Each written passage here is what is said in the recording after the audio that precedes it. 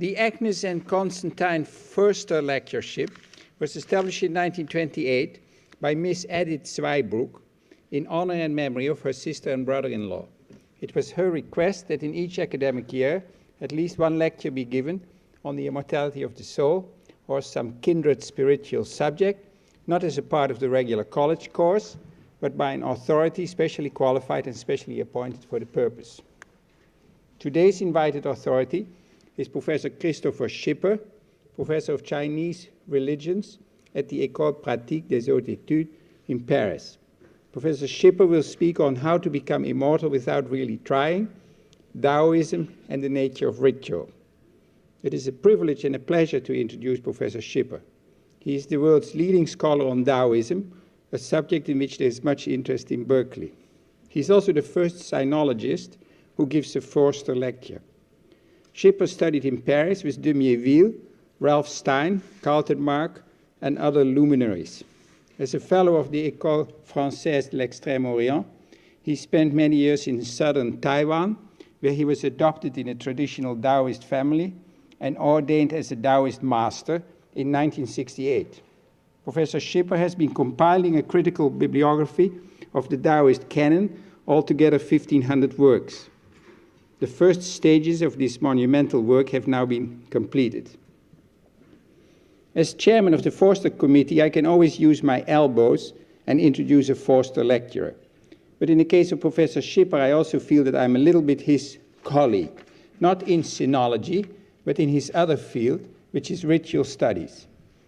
You know that departmental divisions are somewhat arbitrary. If there were a department of ritual studies, which God forbid, there are enough departments, both of us might be in it. Note that the École Pratique des Hautes Études, where Professor Schipper teaches Chinese religions, has in its infinite administrative wisdom acknowledged that religions are practical. That is, they deal with not only with ideas and words, but with activities, that is ritual. Finally, I'm sure you did the right thing when you decided to attend this lecture because of the following special feature of Professor Schipper's work. When he speaks about the subject, Kristofer Schipper has a human concern and speaks with a human voice, and this is uncommon among scholars of the humanities. Professor Schipper.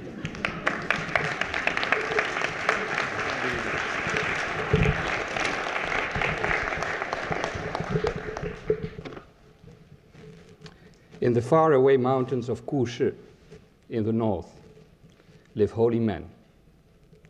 Their skin is like ice and snow, and they are shy as virgins. They do not eat grains, but breathe the wind and drink dew. They ride on clouds, which are drawn by flying dragons, roaming freely in the realm beyond the four seas. Nothing can harm such persons. Even in a great flood, with the waters reaching the sky, they will not drown. Even when the heat is extreme, melting metals and stones, scorching the earth, they will not be burned. Such holy beings are like birds. They rest a moment and feed like little ones. Then they fly away without leaving any trace. When the world has the way, the Tao, they prosper along with other beings. But when the world is without the way, they merely cultivate their power through leisure, and when after 1,000 years they have enough of this world, they leave it to join the other immortals on high, flying away on a white cloud towards the land of the ancestor. With these words, the great Taoist mystic Zhuangzi, who is supposed to have lived during the 4th century BC, describes the immortals, that is, those who have obtained the Tao, the way, and thus, in other words, have become one with nature. And although Zhuangzi does not explicitly say so in the very incomplete version of his book that has come down to us, it is very likely that he knew the story of the great ancestor of Taoism, that is Lao Tzu, the old master, the sage who, after having lived in this world during several hundreds of years, had left it in order to return to the mysterious mountain Kunlun, the mountain of the immortals. According to the legend, the old master was seen for the last time by a barrier keeper who guarded a mountain pass at the western frontier of China. When the sage came to this pass on his way to the Kunlun Mountains, the barrier keeper recognized him as a saint. He made him stop and beg to receive his teaching before leaving the world. And it was then, only then, that the old master expounded his words in a way which could be understood by ordinary people. This final teaching resulted in the small collection of sayings, of altogether no more than about 5,000 words, which are of a profoundly paradoxical nature. This collection has become known as the Book of the Way and its Virtue, or Tao Te Ching, and as every one of you will know, this is today the Chinese book most translated into Western languages. But what interests us here today is not this book, although I may quote from it from time to time, but rather what may be seen as the background of it and of Taoism in general, which is to say, the way of immortality. According to the same legend I mentioned a short while ago, Lao Tzu, when he had finished dictating his spiritual testament, crossed the mountain pass and continued his way until he reached the region of the setting sun and the Kunlun mountain, which means the mountain of chaos, Huntun in Chinese, the sphere of death and rebirth, that great cosmic womb that is the origin and the end of all things. Lao Tzu reached there his ultimate goal, returning to the great beginning of heaven and earth, and, as the Chinese say, the myriad things. According to Taoist cosmology, in the beginning was chaos, confusion, a womb containing undifferentiated energies or breath. This state of entropy constitutes the first and also the fundamental state of the Tao, the way, which is the immanent process of cyclical time in the universe. Under the influence of this natural process, the primordial chaos revolves and comes to maturity. The energies contained in the sphere exert a centrifugal momentum which causes it to open up. The energies flow out and take form. For a short moment, they radiate an intense light and manifest themselves in the form of strange signs.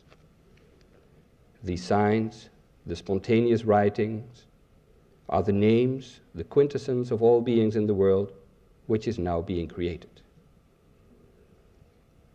According to this cosmology, then, in the beginning was not the word, as in our traditions, but the sign, the image, the cosmic writing of the so-called real writs.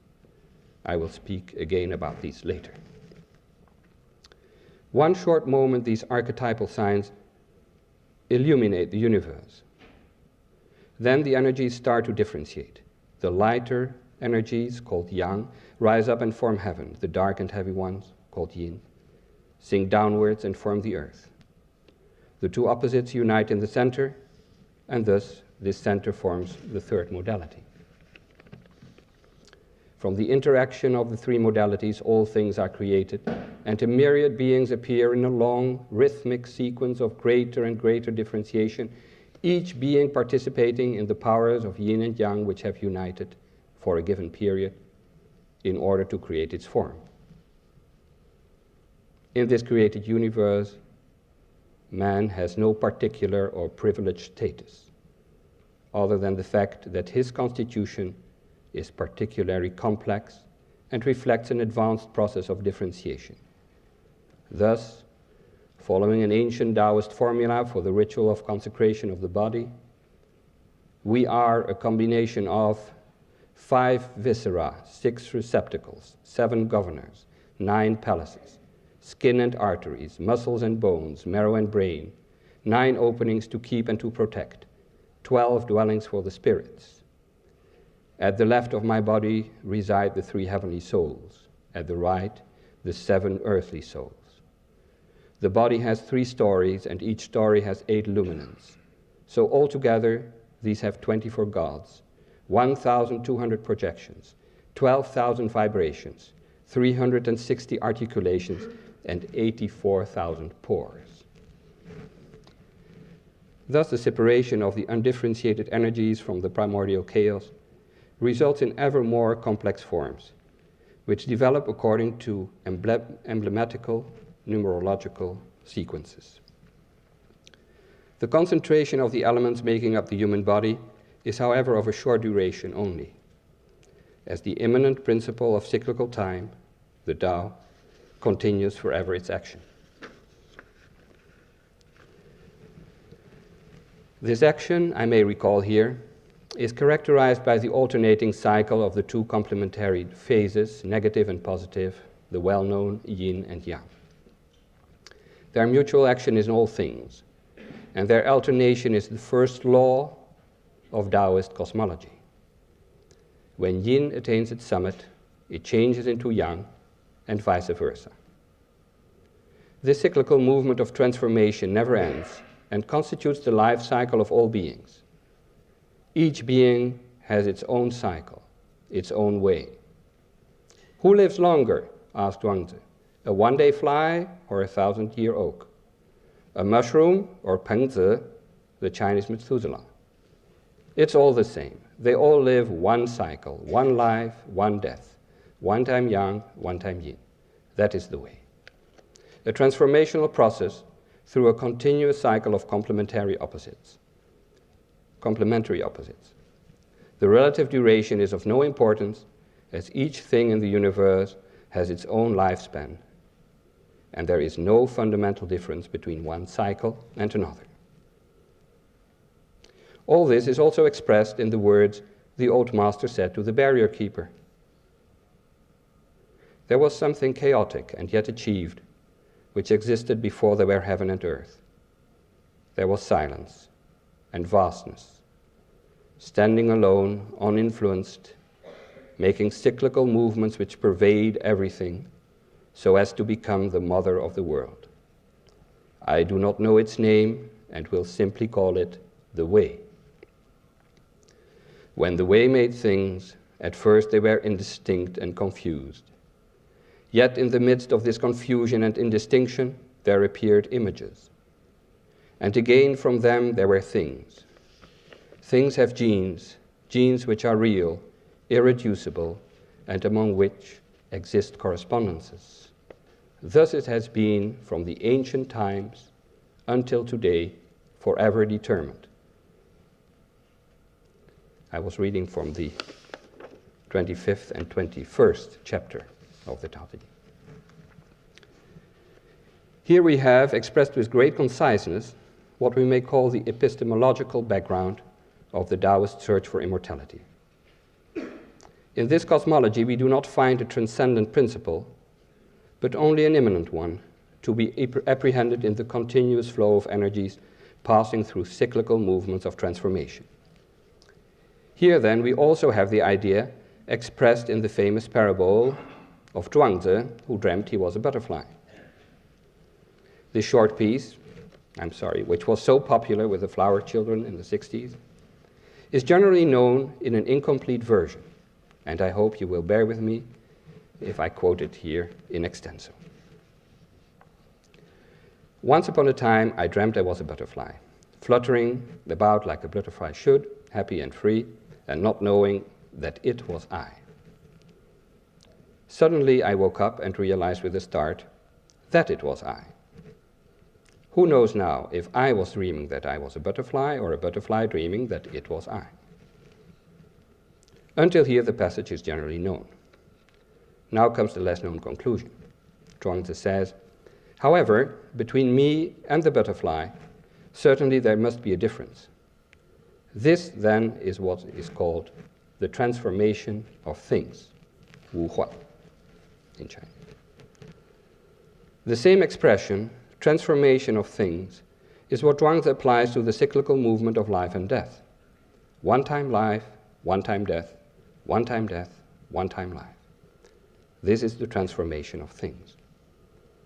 This sentence echoes the famous phrase of the I Ching, one time yin, one time yang, that is the way. To follow this cycle is to grasp the rhythm of nature, or in Zhuangzi's own words, to follow the great teacher. This teacher of mine, he is older than the highest antiquity, but he does not think himself long-lived.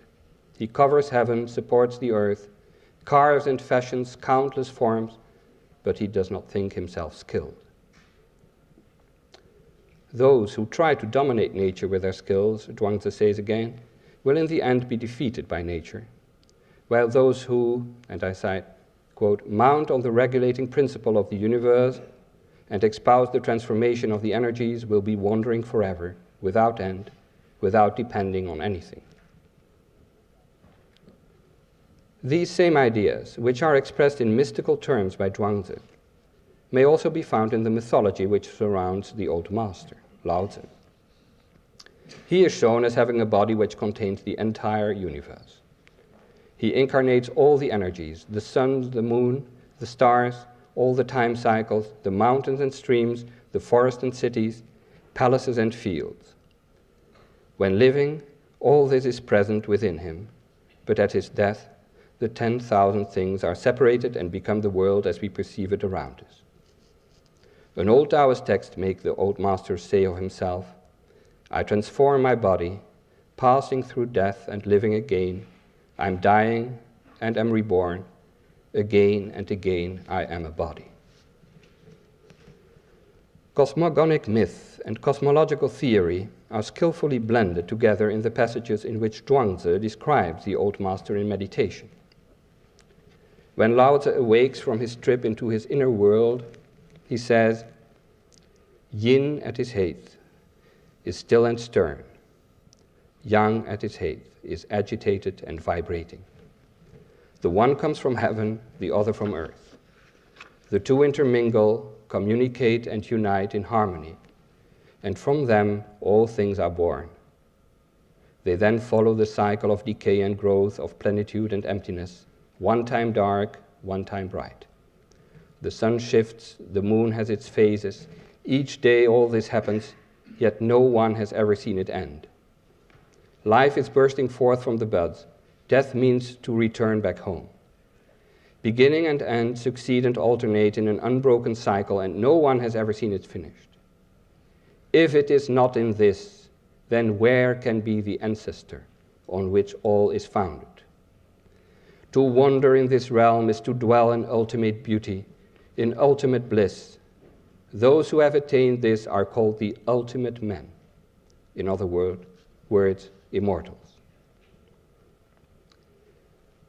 The foregoing ideas imply that through the observation of nature, man can learn to adapt to it, and that through this adaptation, by becoming one with nature, man may also master it. Observing the time cycles in nature, Taoism contributed greatly to Chinese astronomy and numerology. Basing itself on these observations, it developed a model of time with the help of which the life cycles of all beings could be described in similar terms. Thus all time and life cycles nested, from that of the grasshopper to that of the great constellations, in an analogous way. And because of these correspondences, time cycles were considered interchangeable. In other words, to master one cycle was equivalent to dominating all the others. This first part has been on the epistemological background. Let us now look at a first application. Throughout history, Taoists looked for many ways to master time cycles. Most prominent and well known among these techniques was alchemy. In the light of the foregoing, we can easily understand the epistemological features of this kind of research. One aspect was the speculation about the life cycle of minerals.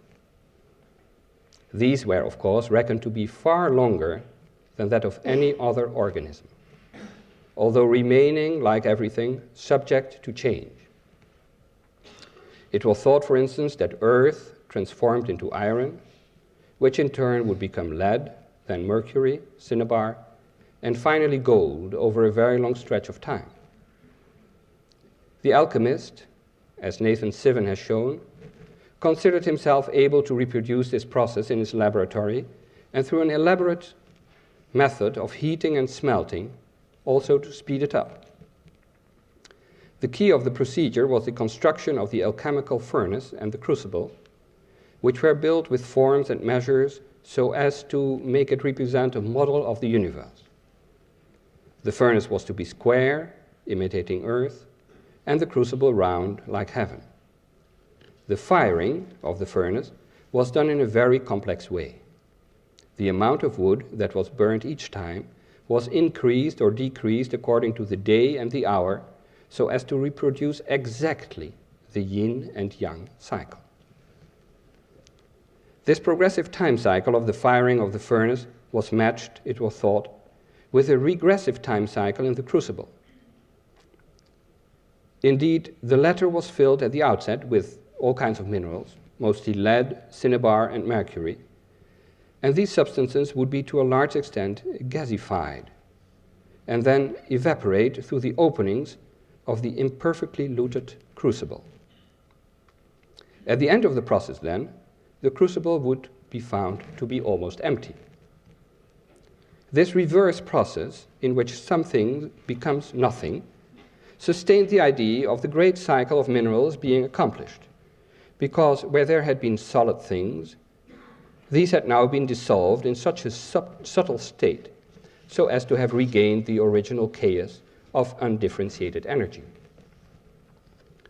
This mineral cycle, which would have taken millions of years in macrocosm, was now accomplished thanks to the alchemist's efforts and his play with time in a matter of months. The alchemists themselves participated through fasting, prayer, breathing, and sex exercises in the process, and could therefore boast to have also passed through it, and so have lived 10,000 times 10,000 years, wan sui. The fact that some of the gases which evaporated from the crucible were highly hallucinogenic may well have added to this illusion. The avowed aim of the alchemic procedure was to produce an end product which was the original chaotic substance, the fundamental life energy.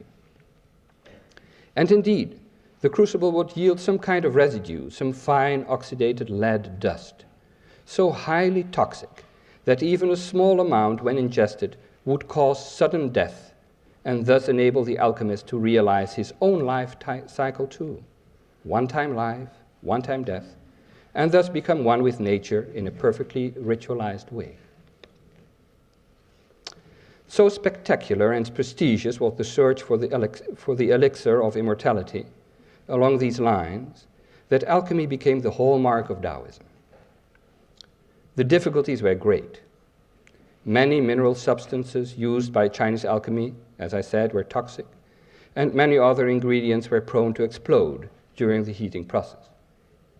Through a period of hundreds of years of alchemical research, and through a nearly endless process of trial and error, the Taoists did not really succeed in making the pill of immortality, but did produce a number of interesting byproducts, such as gunpowder, hallucinogenic mineral drugs, studied by Rudolf Wagner, here present, and ingredients for the mummification of corpses. In the long run, all aspects of Taoism became more or less related to alchemy. Even the ancient meditational practices, such as Zhuangzi had described in his portrait of the Old Master, were re-evaluated as spiritual or inner alchemy. This highly symbolical procedure had great success with outsiders and Taoist amateurs, and is often regarded today as the mainstream of Taoism. For the general public, then, Taoism and alchemy became almost synonyms. This, in turn, greatly influenced the way Taoism was perceived abroad, and many eminent sinologues, such as Joseph Needham or Arthur Waley, just saw in each Taoist an avid searcher after immortality through some kind of mystical empiricism. This also explains why Arthur Waley, when he published his translation of the travelogue of a great Taoist master called Master Long Spring, Changchun, who in the beginning of the 13th century traveled through Central Asia to the court of Genghis Khan in a bid to forestall the slaughter of Chinese population through the imminent invasion of the Mongol army, why then Waley gave to this translation the title The Travels of an Alchemist. In fact, Master Longspring never practiced any ordinary alchemy, nor was he apparently much preoccupied with the search for immortality. When, after a trip which had lasted more than 1 year, he stood before the great Khan, the first thing the latter asked him was, "What drug of immortality have you brought to me from afar?" The master replied, "I have means to protect life, but no elixir that will prolong it." The Khan then asks, "The people call you the Immortal. Did you choose then this name for yourself, or did others give it to you?"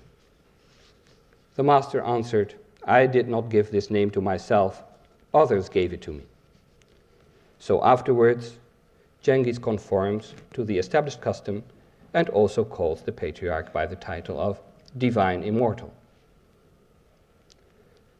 But as the master himself had said, and as is confirmed by the rather detailed historical sources we have at our disposal concerning this great Taoist, he did not practice alchemy, nor any other technique aiming at the prolongation of life.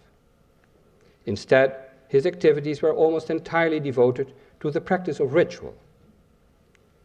The master spent indeed most of his time celebrating great services, often lasting many days at a time, in the classical liturgical tradition of Taoism. This fact, in view of the general accepted ideas about Taoism, may be seen as rather exceptional. In fact, it is not at all. When, in 1963, I for the first time met real Taoists, I found to my surprise that they too were exclusively practicing ritual. And although they belonged to an entirely different school, as Master Longspring did, the classical liturgical tradition which they upheld was essentially the same. This continuous and central liturgical tradition does also occupy a very large part of Taoist literature. In fact, more than half of the 1,500 different works in the standard collection of Taoist books directly concern liturgy. In comparison, writings on alchemy or other techniques related to the search of immortality only form a small part. And although it may now come as a surprise to Genghis Khan and also to us that Master Longspring did not practice alchemy, but exclusively liturgy, the liturgical tradition appears to be the mainstream of Taoism and not a sideline. Moreover, as we have seen, in spite of the fact that Master Longspring did not have nor cared for the elixir of immortality, he is considered by his contemporaries to be a divine immortal. This point is also confirmed by today's traditions. Today, the masters are too called immortals in connection with their liturgical status as officers of the Da. They are called immortal inspector, immortal minister, immortal governor, immortal prefect, etc., depending on their rank in the immortal hierarchy. This quality is theirs by virtue of the sacrament of transmission. To have received this sacrament is a prerequisite for the capacity to perform ritual. My last words will now be on ritual. So here we may observe something which is the opposite of what we expected and even assumed. Immortality appears not as a goal to be pursued through great efforts and difficult, dangerous researches, but as something that can be simply obtained through ritual. And this is not only true for the initiated masters, but seems to be something open for everybody, even without having asked for it. There are many examples of people who, mostly unwittingly, obtained immortality. Once there was an old man who suffered from continuous trembling which made his teeth clatter. Now, clattering or grinding one's teeth happens to be a ritual act that calls up all the spirits and energies of the body. The old man, therefore, had these continuously on the alert, and not a single one could leave his body. As a result, he could not die and went on living indefinitely. Among other famous examples, we have people who were great whistlers and just dominated the circulation of pneumatic energies in their body, or those who just chanced to enter into the right holy place, or who by accident found a ritual instrument or writing, such as a talisman or even a whole book, without having looked for it or even being able to read it. All these people became immortal without really trying. Among all these instances, a great number concerned persons who by accident entered another realm of time and just changed their life cycle. A famous story tells us of a woodcutter named Old Wang, who happened to pass by a grotto where a couple of young children were playing a game of Go, of Weiqi in Chinese. Old Wang laid down his axe and looked for a while at the game. One of the youngsters gave him a piece of dried fruit, which, when he ate it, dissolved all his hunger and thirst. After a while, those present said to him, "You have been here long enough, why don't you go home?" Old Wang picked up his axe and found that the handle had completely molded away.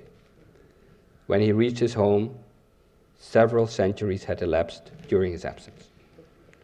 Thus, a simple game of Go in the great nature where the immortals dwell correspond to several centuries in our puny world. Not everyone has the luck of our woodcutter, and all the instances I just mentioned belong, of course, to the realm of the exceptional. It is much less hazardous and also often far more dignified when immortality in a similar effortless way is obtained through a solemn liturgical service conferring the sacrament of transmission. But you may well want to ask, how can this be? I must admit that I myself find it also difficult to understand. In general, in our academic circles, ritual has been dealt with in a rather offhand manner, at least as far as human rituals are concerned, because animal rituals have been and continue to be studied extensively. But human rituals, such as our sacrament of transmission, are often said to be just a metaphor, or a series of symbolical actions, or again a matter of belief, something called religion or magic. Personally, I find this way of dealing with human ritual not very satisfying. When we look at rituals of our own tradition, such as coronations, marriages, or the kind of solemn sacrament of transmission that bestows infallibility on the Roman Catholic Pope, these rituals may be metaphorical or symbolical, or just religious or magical, as long as they are in the process of being performed.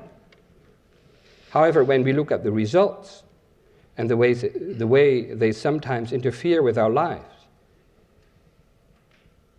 it would seem that these kind of rather reductionist approaches are inadequate. I'm sure that all of you here will agree that the marital stage, for instance, is not just a metaphor. Like the teeth-clattering old man, once one has entered into the sphere of ritual, there is no easy way to get out of it. It is a fact that ritual is a difficult and insufficiently researched field, not only for what ritual does or is supposed to do, but even more so for what ritual is in itself. The problems besetting the study of ritual are numerous, and I surmise that many of us here, and this includes myself, have problems when it comes to the study of human rituals, especially those rituals that, like the sacrament of transmission, explicitly defines itself as a ritual. Rituals, unlike theories or myths, are difficult to think.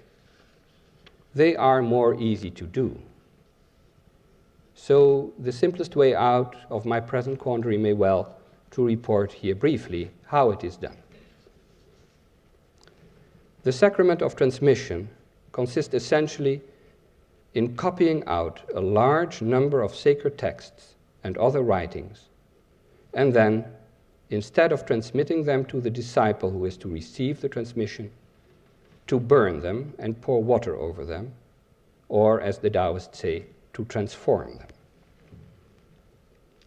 The written documents are at first placed according to a prescribed pattern in a hall or a room so as to stake out a sacred area. This action is called the construction of the altar, something to be compared to the building of the stove and the crucible in alchemy. When at the end the documents are taken away and destroyed, that is called the dispersion of the altar. Among the written documents, there exists a certain hierarchy. Some are fundamental, while others are derivative in nature. The fundamental documents are very peculiar. They are composed of signs which look somewhat like ordinary Chinese characters, but that have no precise word value and are, by definition, illegible. These illegible writings are called the 5 real writs, and they are considered to be the original revelation of the cosmic energies. Placed on the 4 corners and in the center of the sacred area, they are the most important elements for the construction of the altar.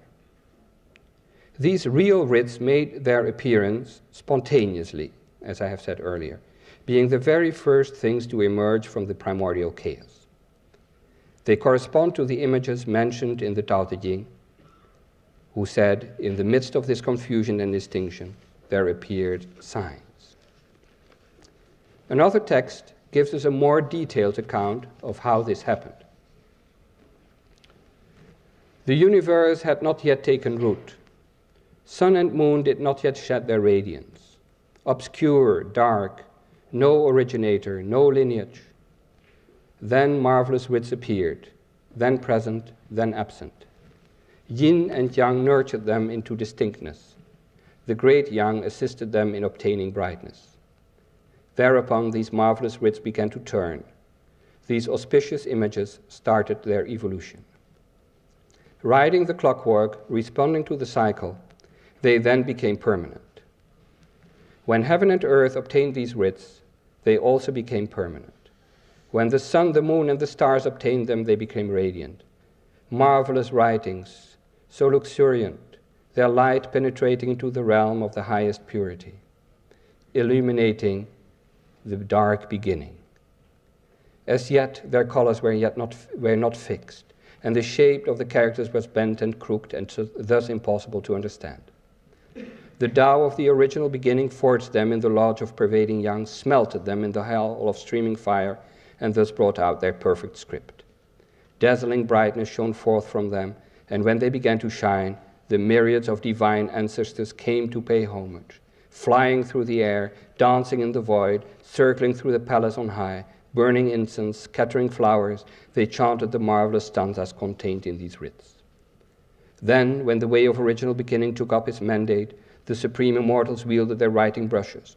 The jade concubines shake their winnows. Gold was melted into tablets, and the writs were engraved therein. These writs are the high text of the 9 heavens, not things that can be understood by human spirits. Heaven treasured them and thus can float. Earth hides them in its bosom and thus can be stable. The high sages worship them for obtaining perfection. The splendid virtue of these texts is the expression of the mysterious roots of the universe. Most vast are their prestigious powers, vaster than infinity. How tremendous their transformation. Ancestors of divinity, they are unfathomable. Their majesty outranges the stratosphere. I will now presently show you a few slides of these writings. The text I just read is from the end of the 5th century AD, and it is still recited today during the rite of construction of the altar. The marvelous signs to which this text refers are also still used. So I will just show you.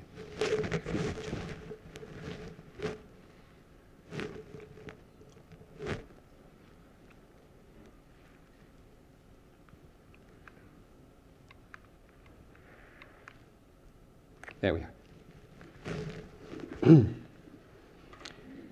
This is the type of metaphorical writing which corresponds to the text of the marvelous writs as I have described them along.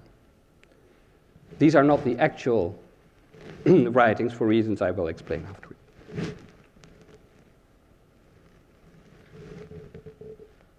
The individual signs of the real writs can also be written separately on slips of paper, and then they represent the name of a spirit or of a god. These writings are then called talismans of tesserae. These can also be used in order to create a sacred area. Now, when these writings are burned, you can tag on a message. And this message is then written to the side of this writing. These messages do not say more than just, we have done this ritual and we want to obtain the merit that derives from it. This kind of messages or petitions are extremely numerous in Taoism. Now, the fundamental writs, as I have said, are used for the construction of the altar. In this case, what you see here is not this mysterious writing, but just a piece of white paper with some ordinary characters written on it. The characters say, this is the real writ of this and this area, and we hope the ancestors will write on it.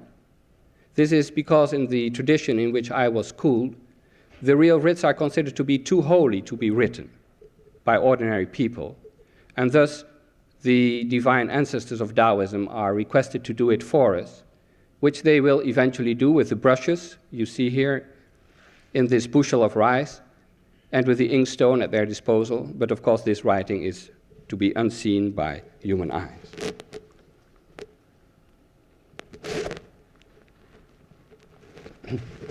Other writings in the altar are documents which are intended to all the gods who will come in the altar when the altar is established. For each of them, there is a particular message which is inscribed with their name. And these messages are put in envelopes, and these envelopes are put upright like kind of paper stele. Here you have an example. These two are burned at the end of the service. And here you have the Taoist masters themselves, who enter into the sacred area. Although today they do not fly, their robe is called the robe of feather, the feathered robe, or the robe of descent. And in all aspects, as you can see, they dress like divine ancestors. Here, in an act of homage, just as this text said, which I translated, or burning incense while grinding one's teeth, or doing the dance called pacing the void, or doing dances of scattering flowers with a banner,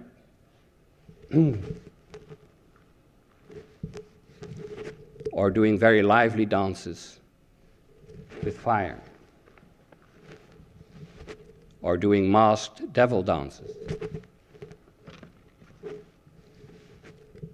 These are the kinds of scriptures which are recited and from which the text comes which I have just quoted.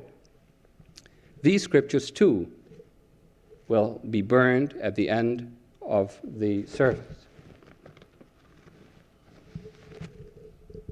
Here you see the oblation of writs in the altar itself, in the sacred area. In one bowl there's fire, and then in another bowl there is water which will be sprinkled over it. And this is the well-known oblation of writings, or the sacrifice of writings, as everyone can see it in China normally, outside the sacred area, where messages and other forms of writing are burned together with sacrificial money. This is the end of the slide.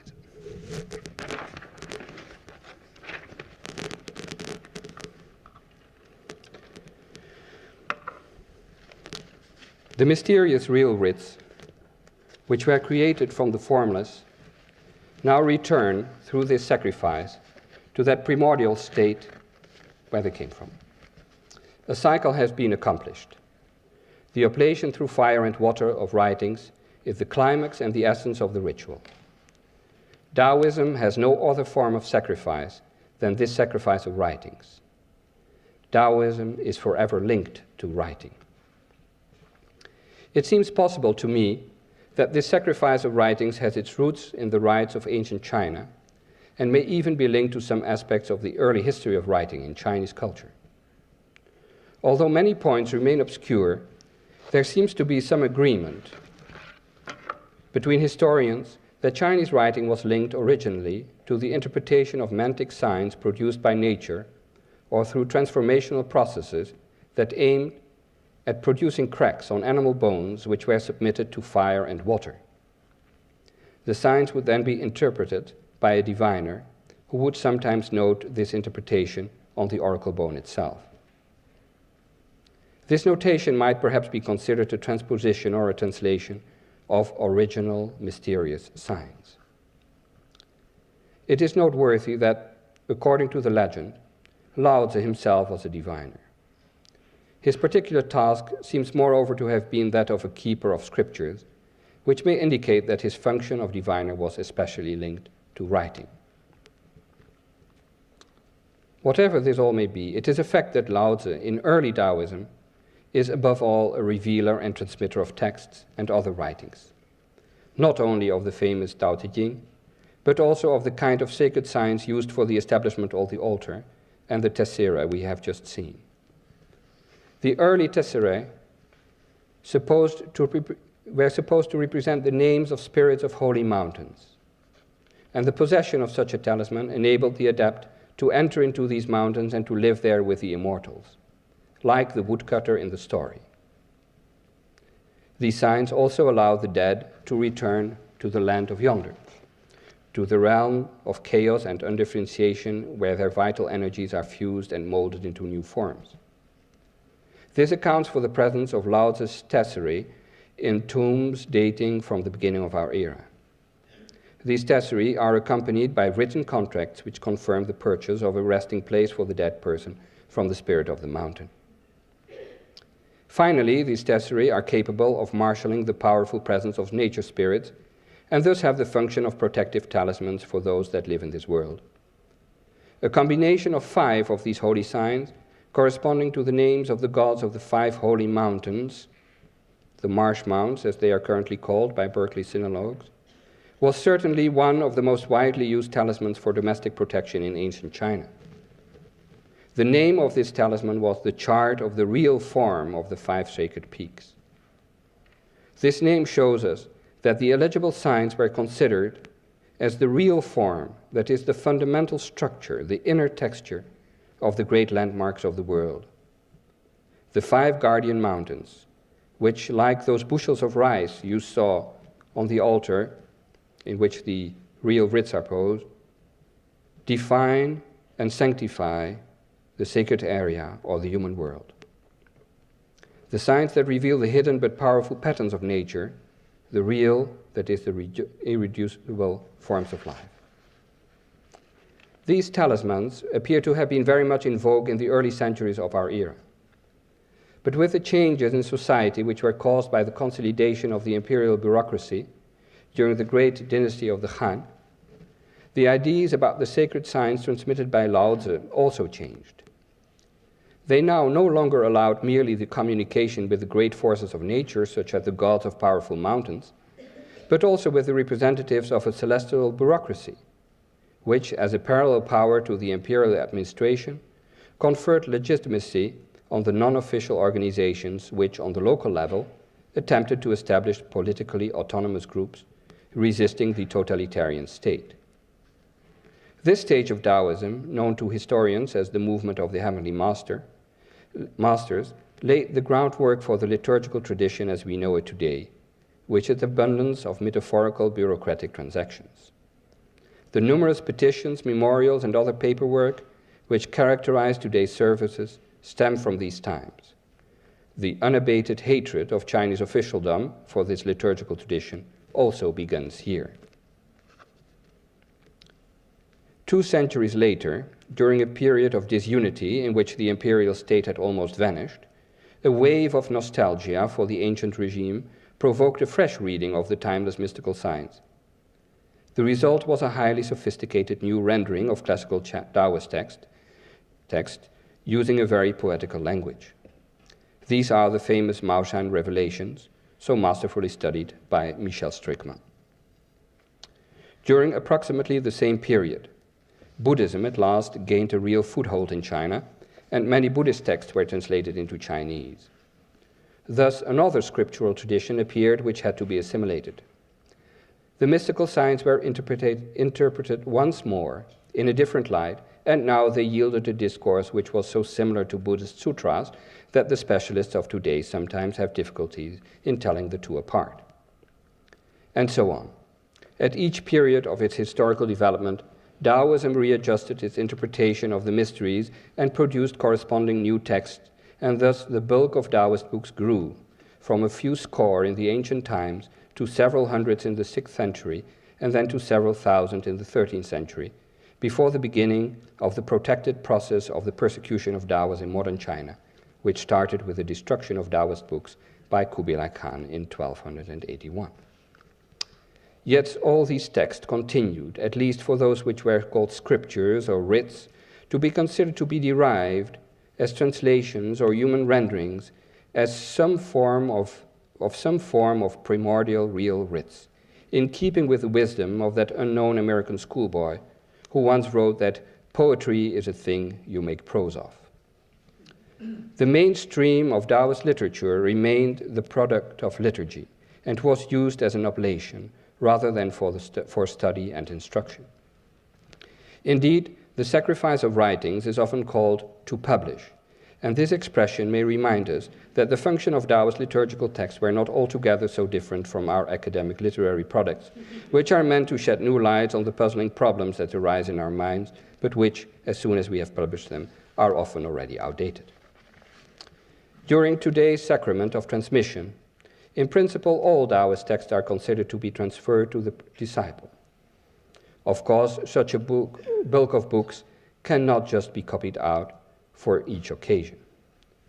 The disciple is therefore considered to receive not the texts themselves, but the gist of them. This then takes the form of repertoires, called registers, or simply some kind of catalogue of books. In former times, the transmission of these catalogues seemed to have been a reality, but nowadays they too have become fictional documents. Yes, sometimes one gets the feeling that Taoism is not very serious.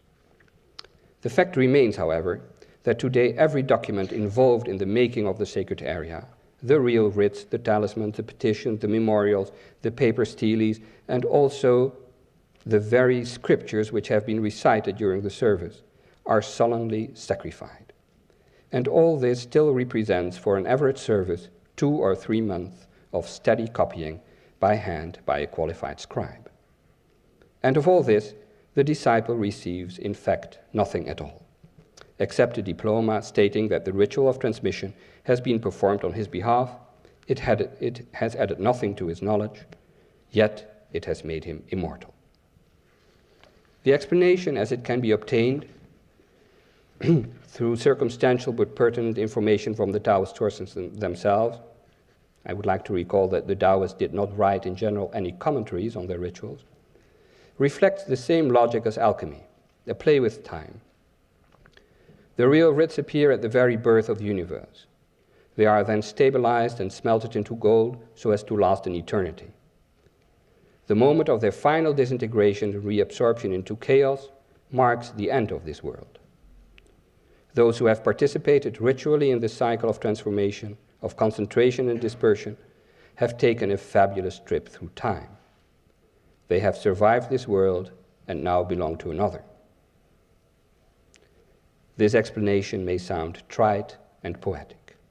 It does not explain, for instance, why the sacrament of transmission has become the Taoist ritual par excellence, and why this ritual can now be used for almost all other purposes too, for the benefit of the living and for the repose of the dead, for obtaining peace and prosperity and posterity and rain and sunshine, and for the consecration of temples and houses, and for the expulsion of disease.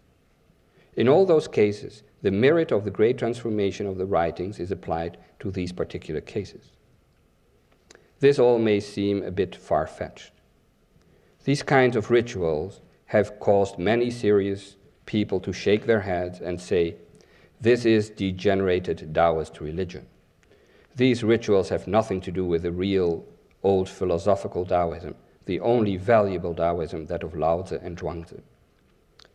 My personal opinion is that the problem is a little more complicated than that. Of course, Taoism has changed very much during the last 25 centuries. But this change may concern more the intellectual side of Taoism than the ritual one. Regarding the question whether Taoist ritual is as old as philosophical Taoism, I see two elements that might be put forward for an affirmative reply. The first one we have already considered. It concerns the very ancient date of the practices related to the ritual use of writing. And in this respect, like in so many others, Taoism may have transmitted rites and practices that belong to these old strata of Chinese culture. The other aspect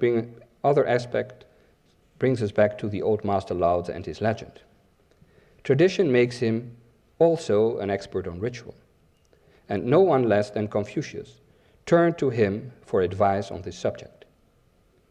The great historian of ancient China, Sima Qian, who lived during the 2nd century BC, reports this and tells us that when the two sages met, Lao Tzu said to Confucius, "Your wisdom comes from those who have already died and whose bones have already withered, and of whom only words remain. Don't you know that a gentleman must move with his times and adapt to the circumstances? Real treasures are hidden, but you instead ostensibly show your great virtue. This haughty bearing, this way of exerting yourself, trying to the utmost to succeed, all this is just no good for your body. That is all I have to say." Confucius then takes his leave and says to his disciples, "Lao Tzu, whom I saw today, is like a dragon who rides the winds and soars up to heaven." You will recognize this now as a familiar way to describe an immortal. The gist of Lao Tzu's word to China's great professor is, by clinging to ancient precepts, a separation occurs between spirit and matter, between body and soul. Such wisdom is not only useless, it may even be dangerous. Outwardly, we should adapt to the circumstances, which is of no importance, as the real value lies within ourselves. The model of the world we perceive is our body, and just by listening to it and contemplating it, our body will make us understand everything which we need to know. But like the real writs, like the images of the real form, this knowledge cannot be caught with words. This conviction is expressed in the well-known Taoist saying, "My fate is within my body, not in heaven." Our fundamental fate is linked to our life cycle, which leads us from nothingness to being in our prenatal experience, and from being to nothingness in our postnatal life. One-time life, one-time death, etc. In this context, the concept of immortality is a paradox, and Taoism responds to this paradox with another paradox.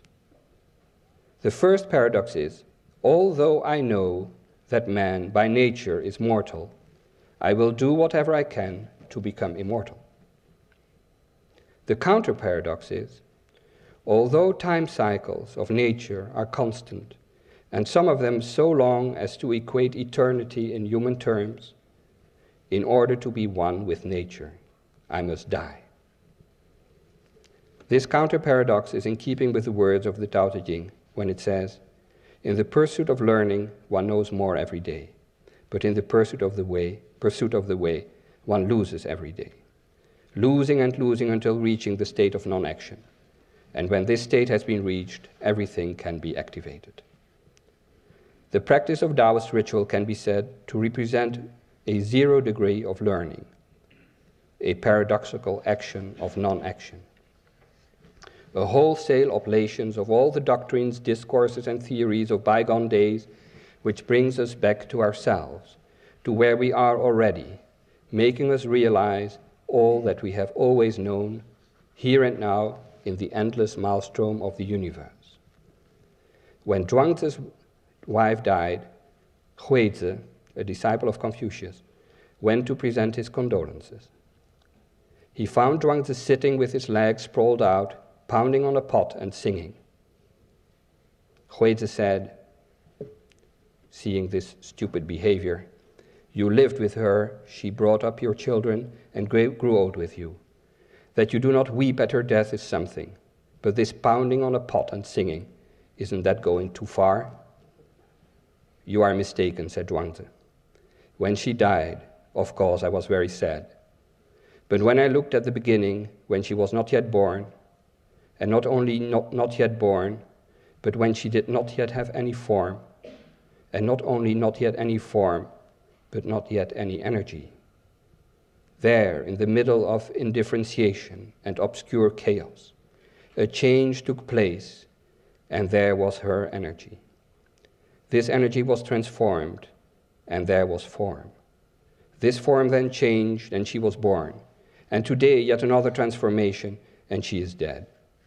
All this is like this change of the seasons, spring and summer, autumn and winter. She is now resting in peace in a vast mansion. Pursuing her there with cries and lamentations would mean that I did not understand our destiny. Such are the rights of nature and the nature of ritual." Thank you.